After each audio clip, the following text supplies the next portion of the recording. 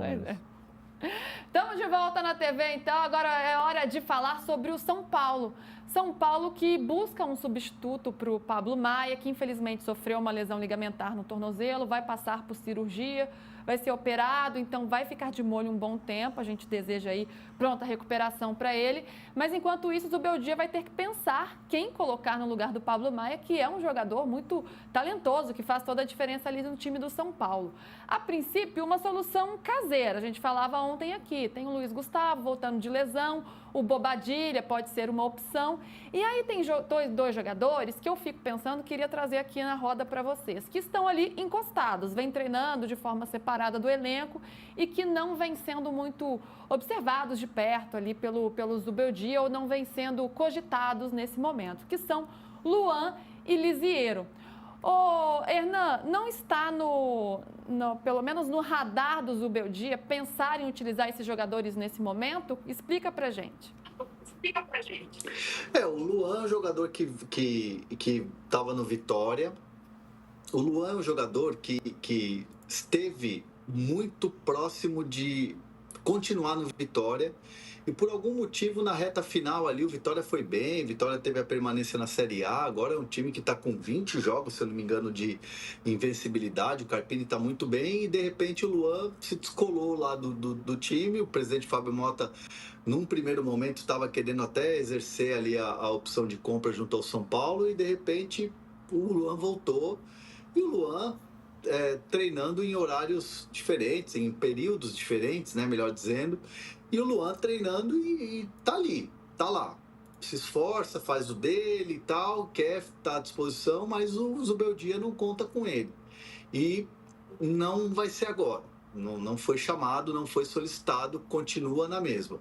O Lisiero teve as suas chances. O Lisiero, até num certo momento, o Zubeldia olhou com os olhos assim, de quem, pode ser que seja utilizado. Só que aí depois foi olhando no treino, foi olhando no jogo e percebeu que não cabia ali, e tanto que contratou o Santilongo, que foi devolvido também de novo. O Zubeldia abriu mão do Lisiero.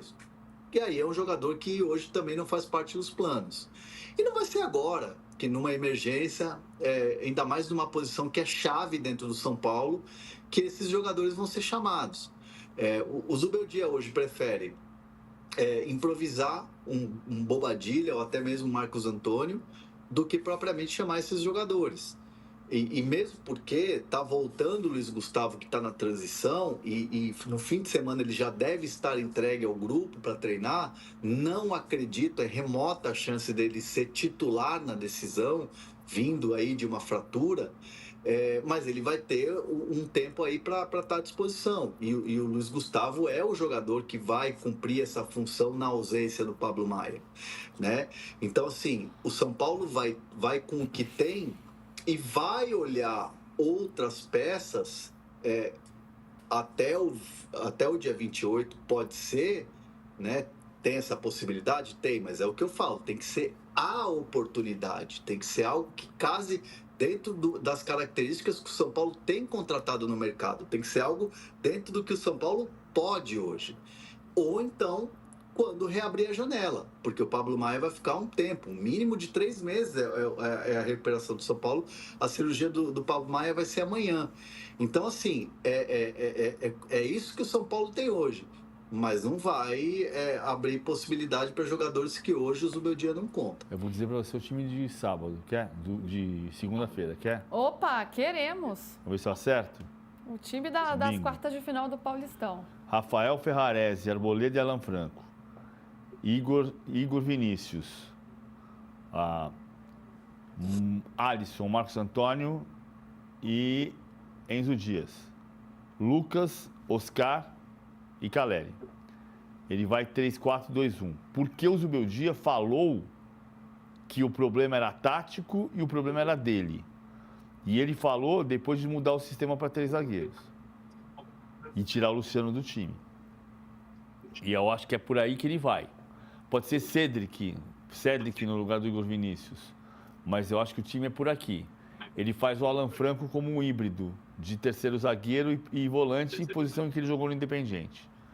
Agora, tem a história do Thiago Mendes, que o Hernan tem trazido há muito tempo e que a apuração que eu tenho de hoje é que o São Paulo tenta, e não é fácil, até sexta-feira. Um desejo antigo. E aí a história é a seguinte, por que não é fácil a operação? O São Paulo entende que o Atlético Mineiro está no negócio, mas não está. Eu chequei com o Atlético não está no negócio. O Atlético contratou Ivan Roman, zagueiro que vem do Chile, da seleção sub-20, e não está no negócio do Thiago Mendes. Então o São Paulo não tem esta concorrência. Pode ter uma outra, internacional, eventualmente, mas não tem essa concorrência. A questão do São Paulo é conseguir regularizar a situação com o fundo Galápagos.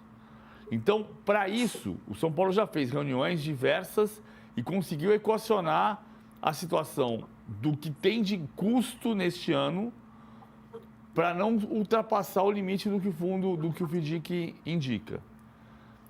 Para contratar o Thiago Mendes, ele tem que vir por um salário menos da metade do que ele pede. E como é que o São Paulo faz isso? Essa operação que vai oferecer para o Thiago Mendes. Você paga menos da metade, sobe o salário para o salário normal dele no ano que vem e faz 2 anos de contrato e dá essa diferença mensal em luvas a serem pagas em 2026. Então, ele não vai ter uma perda financeira, mas ele vai ter uma perda mensal no primeiro ano de contrato. E aí, topa? Se ele topar e o FIDIC der o aval, que vai dar, se o Thiago Mendes topar, fecha o contrato e ele vem até sexta-feira. Se não, vai trabalhar com o que tem. E agora, ele está mais para topar ou mais para não topar? Eu acho que é muito particular, é meio Barcelona que a gente falou agora há pouco. Porque assim, você ganha 7, você vai ganhar 2? Você topa? Eu não. Não?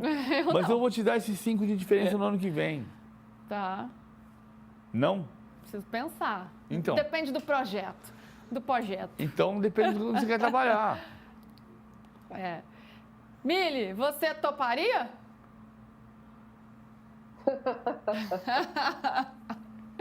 Falar dinheiro dos outros é fácil.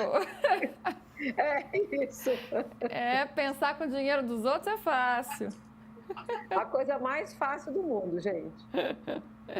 Ô, Mili, eu queria trazer de volta aqui esse time que o PVC falou que vai jogar na segunda-feira. O São Paulo enfrenta o Novo Horizontino pelas quartas de final do Paulistão, jogando em casa no Morumbis.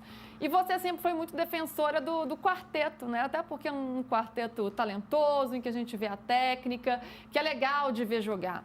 Mas o Zubeldia teve dificuldades de fazer esse time funcionar nos moldes do que o futebol de hoje exige, né? De um time que seja competitivo, que consiga se defender bem também. E me parece, pelo que o PVC está falando, que o Luciano vai ser o sacrificado. Aliás, quando se pensa, né, em tirar um, geralmente é o Luciano que acaba perdendo ali na disputa. Para você gosta desse time? Eu daria para insistir um pouco mais nesse quarteto, apesar de ser um jogo perigoso. O São Paulo já enfrentou o Novo Horizontino e não se deu bem num passado recente. E é um jogo eliminatório, que vale vaga na semifinal do Paulista, além de já ter uma pressão aí rondando o Zubeldia. Então, considerando todos esses aspectos, você seria mais cautelosa ou você iria com o quarteto e vamos que vamos? Eu acho que o cálculo aí vamos pelo resultado, é um jogo só e é eliminatório, ou vamos continuar sustentando que o Paulista é a pré-temporada e que a gente arruma o time nesse campeonato? A gente tem que decidir isso, inclusive, né, Mili? O estadual vale ou não vale, né? Exatamente. Porque, assim, me parece que o Zubeldia vai optar pelo resultado, porque ele foi muito questionado. E eu estava aqui, vocês são testemunhas, dizendo, olha, gente, assim, o São Paulo tem problemas mesmo, mas me parece que os problemas do São Paulo são defensivos. O quarteto está funcionando. A gente viu coisas muito bonitas do quarteto, né, nos jogos em que eles atuaram juntos. Mas agora eu acho que o PVC pode ter razão. O cálculo vai ser, eu quero o resultado, porque é o resultado que me garante aqui. E essa é a minha grande questão hoje no futebol. E é por isso que eu gosto tanto do Diniz. Não é o resultado que deveria avaliar o trabalho feito num time. São outras coisas que a gente nem olha mais. O São Paulo, que foi muito questionado, não jogou nada, o São Paulo estava produzindo ofensivamente. Teve um 3-3 que foi um jogo bom de se ver.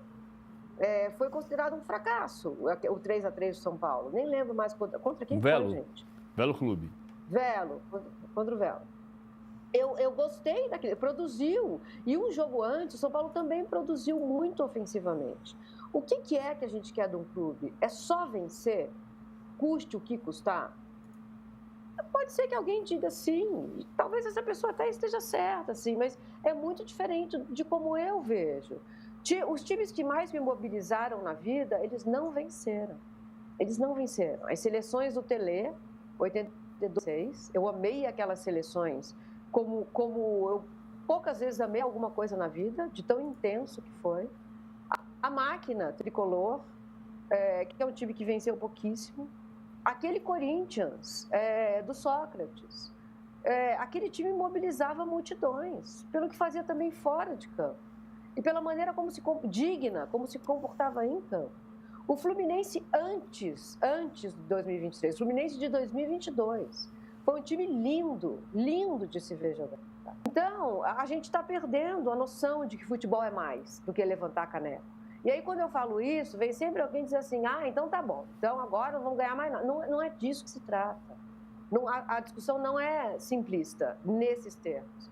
É saber assim, por que a gente gosta desse esporte? O que a gente gosta nesse esporte? É o sentido de pertencimento. É outra coisa. É claro que o caneco é bem-vindo, mas os títulos que o Corinthians ganhou antes do Mundial são mais importantes do que o Mundial. Para muito corintiano e corintiana, 77 vale mais do que o Mundial. E como você vai argumentar com isso? Não tem argumento, é o que você sentiu. Como diz o poeta das periferias, Sérgio Vaz, futebol a gente não vê, futebol a gente sente. E a gente está perdendo isso de vista. Belas palavras, Mili. Mas eu acho que tem uma coisa em relação ao São Paulo que não é só de querer ganhar, é que o time jogou bem com 3 zagueiros. O time jogou bem contra o São Bernardo e não estava jogando bem antes. Mesmo contra o Mirassol, que meteu 4-1, o time não jogou bem contra o Mirassol. O próprio Caleri falou, a gente não está jogando bem faz 7 jogos. Como que é essa percepção lá de dentro, Hernan? Foi um alívio. O resultado trouxe uma semana de tranquilidade para você entrar em campo com a torcida muito mais a favor e muito mais positiva do que um ambiente se tivesse sido uma derrota. Porque o ambiente no Morumbi, e esse era um temor de muita gente lá dentro, que seria um ambiente mais hostil e sem paciência. Se o São Paulo perde para o São Bernardo, o Zubeldia não cairia, como a gente estava noticiando e falando no de primeira, mas o ambiente seria aquela coisa. Se o time toca de lado, se o time não produz nos primeiros 5, 10 minutos, e o time do Novo Horizontino é um time bom, é um time bem treinado pelo Eduardo Batista, começa a tocar bola, leva um perigo, aquele ambiente de 50, 55 mil, numa segunda-feira de carnaval à noite, começa a ser aquele ambiente de ruído, aquele ambiente de falta de paciência, de vaia. E isso seria muito ruim. Agora, com essa vitória e uma semana mais leve de trabalho, você consegue planificar melhor uma quarta de final, mesmo sendo um jogo único. E o que me falaram é que esses últimos dias, esses primeiros, assim, na verdade, logo depois do aperto de mão, aquela coisa lá, o ambiente já estava um pouquinho melhor. E depois do jogo contra o São Bernardo, a representação, o clima já estava mais leve. Então, assim, o São Paulo vai mais leve para essa quarta de final. E isso conta muito para uma decisão. Então, se o São Paulo passar para a semifinal, que tudo se desenha, e, sei lá, na minha opinião, para os 4 grandes se classificarem, é um São Paulo que vai sair fortalecido depois desse vendaval todo. Os resultados trazem uma leveza e o futebol brasileiro, ele é resultadista, não tem jeito, mas claro que tem muito mais coisa em jogo aí. Agora, PVC, Eu quero saber se o meu time está contratando jogador. Teve alguém na live aqui que falou que eu torço para o Coelho, porque eu estou de verde e branco. Então já falaram que eu sou palmeirense, que eu torço para o Betis e agora